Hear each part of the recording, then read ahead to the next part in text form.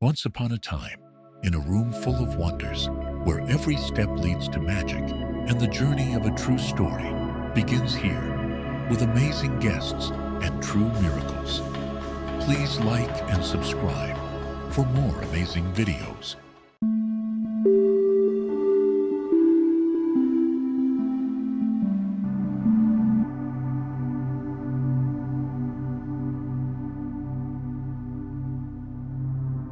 My name is Arcturus. That's my spiritual name, and the name I use as a writer for my books.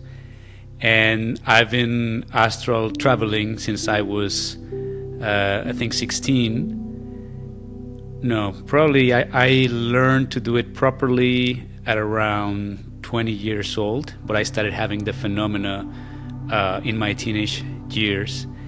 And as many of you have heard, astral projection or astral travel is the ability to leave your physical body behind. And this phenomena naturally happens every night. Everybody actually astral travels every night, except that people are not aware of that because most of us start having dreams. And so dreams happen in what is known as the fifth dimension, also known as the astral plane. And so since everybody dreams, or people might say I didn't dream because they forget their dreams, then we discard everything that happens there. But if one learns the ability to astral travel, what happens is that you gain consciousness, whether when you start dreaming and then you become conscious, and that's what people also refer to as becoming lucid or lucid dreaming, or you do a direct transition to the astral plane when you are falling asleep.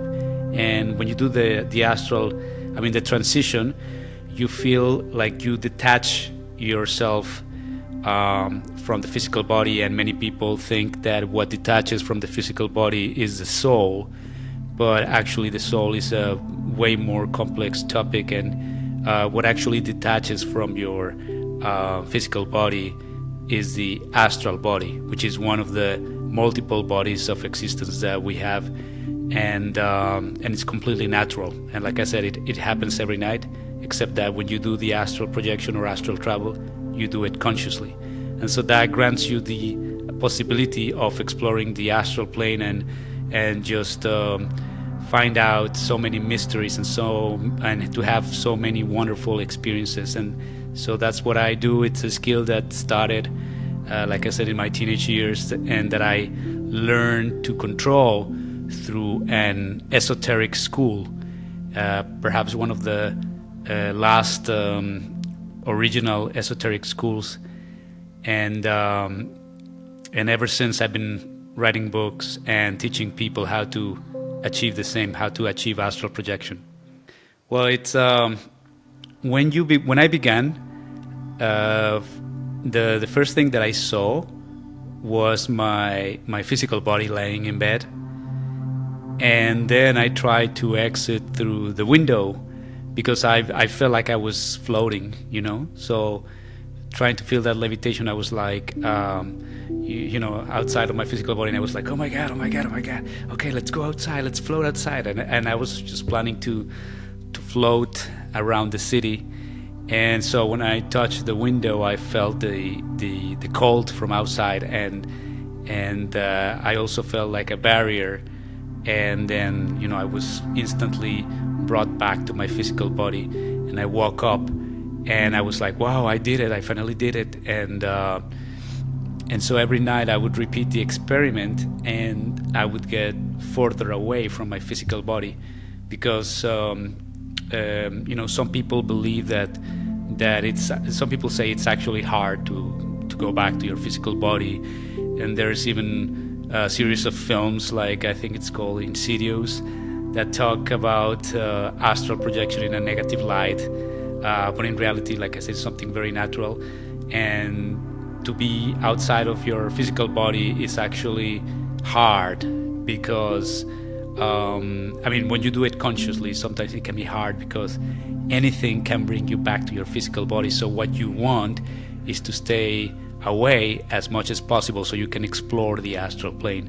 So like I said, the first experiences were about me drifting further away from my physical body until I was able to exit the room, and then I started to explore the city. And later I discovered that I could also go through walls and through windows, which is something that, as I explained to you the first time, I couldn't do because I actually felt the barrier of the glass. But then I discovered that you can go through, I mean, you can feel the barrier. It's very similar to the sensation that you have when you touch something in the 3D world, that I don't like to call it physical world, because the astral world is actually also physical. It's just more subtle. So you can feel the objects like the walls and the glass and everything, and you can feel the let's say the barrier. But if you keep pushing, you actually go through. So that could also be like a nice reality check, whether you are wondering if you are asleep or you are in the astral plane. You could try to push and try to go through walls, and if you push, then you will feel some resistance, but you will go through. So like I said at the beginning, what I would see were like I guess very similar versions of my room and the 3D world. Like they pretty much looked the same, except they were quite empty. And the more I started to get away from the cities, and the more I stayed outside in the astral plane, everything started to change. And then I started seeing like wonderful landscapes and ethereal realms, which were very different from the 3D perspective. So my theory is that there are times when dimensions sort of intertwine, and this happens also, with the third and the fourth dimension. The fourth dimension is also a physical dimension, more similar to the 3D world than to the 5 dimension, and some phenomena of the fourth dimension can also be experienced in some sacred sites, right? And so sometimes the 3D and the fourth dimension, they also intertwine. And when you astral travel, you can feel how the physical dimensions, or the third dimension and the fourth dimension, intertwine with the 5D. But like I said, the further away you move from the cities, and the more you stay in the astral world, the more you see the 5 dimension in all of its glory, and it's wonderful. I have so many stories, and this is something that I don't talk about so much because I don't want to scare people away from having this experience. What I think is the dead people also go to the 5th dimension. Sometimes we believe that people go to heaven when they die, and in reality it could be said that people go to heaven because the 5th dimension is far superior.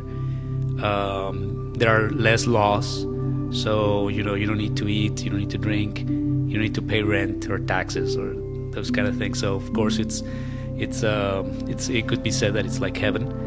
But technically there is a heaven, and that heaven or heavens, they start in the 6th dimension, which is the electronic world, right? And those are the dimensions that can be reached when people fully awaken and achieve the union with their higher self. And that's something that has to happen during life. I mean, during life, because in reality we're always living, but in our, let's say, 3D life, right? Traditionally speaking. And so So what happens is that when people die, they go to the fifth dimension, to the astral plane. But the astral plane has like different like niches, like different places that that one can explore depending on you know the vibration that one has. So the dead people have a particular vibration. There's also a place in the astral where you can visit, let's say, very dark places that that are also like let's say like nightmare-like. Not technically not technically hell, because I don't think they cause that much suffering. It's more like looking at a dream or something, or like a nightmare. But that also depends on connecting to those places. So those places are hard to access by everyone. And so in my experience, it seems that the place where dead people go to, it's kind of hard to access, or not normally accessed by, let's say, dreamers or astral travelers. Like when you dream, you are in the astral plane, but you are not seeing dead people, right? Because it seems like your thoughts take you to places in the astral plane, right? And so I've seen dead people in the astral plane, but not very often, to be honest. And when I've seen them is because they needed to give me a message. So in that sense, I've seen, for instance, I've seen dead relatives. I've seen my grandmother especially, which I love so much. And I saw her when she had recently passed away. And I saw her frequently. She was basically giving me, you know, messages like because we were very, very close. But as time passed, I stopped seeing her in the astral plane, which to me, it's a sign that people get to transcend their personality. In fact, the last times that I saw my grandmother in the astral plane, she seemed to be like changing, like almost not recognizing me, like as if there was no attachment anymore, or yeah, something like that, or maybe forgiveness, like completely forgotten about me. And I know that this will put down, that will not sound very nice to many people who have the hope of finding their loved ones in you know, the astral plane. But the reality is that I think, according to the rules of that dimension, people begin to lose their attachments, which is actually something very good, because, you know, attachments are actually suffering.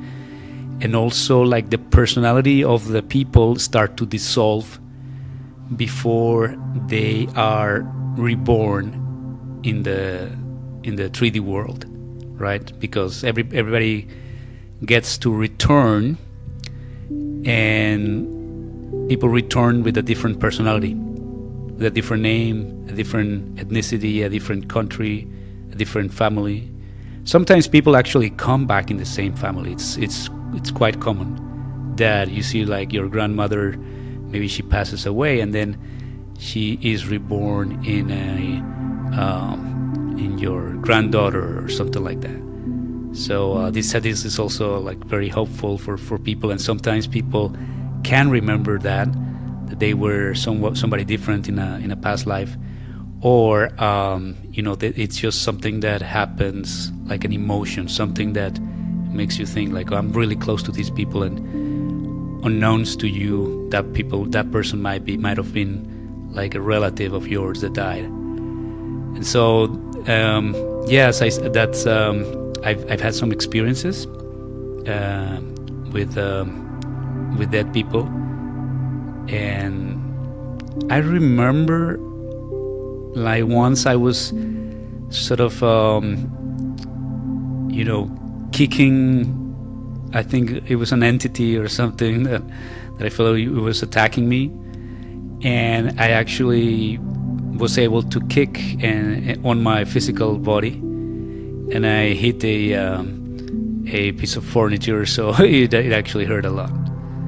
Well, what was happening was that I was feeling the sleep paralysis phenomena, which a lot of people have experienced, which is that you're in the middle of the night and you feel like you wake up, but you can't move your physical body, and everything is dark, and sometimes you feel like voices, and sometimes you can feel like a heavy weight on your chest. And so a lot of people freak out about these experiences, and so that used to happen to me when I was a teenager, and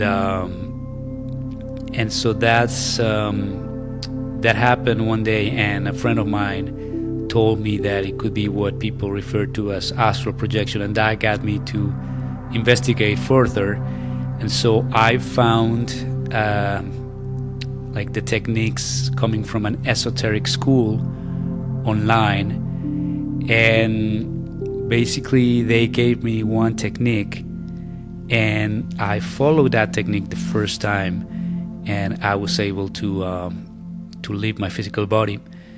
And so ever since, I continued studying this in this esoteric school, because it was the first time that I did something that was metaphysical and that I could really experience. Because, you know, a lot of people are into magic or metaphysical practices, and I remember when I was a kid, there used to be books about that, but the books were like really poorly written, especially, you know, in Spanish, my native language. Like, we didn't have many books about it, and also the internet was not that big back then for this kind of research.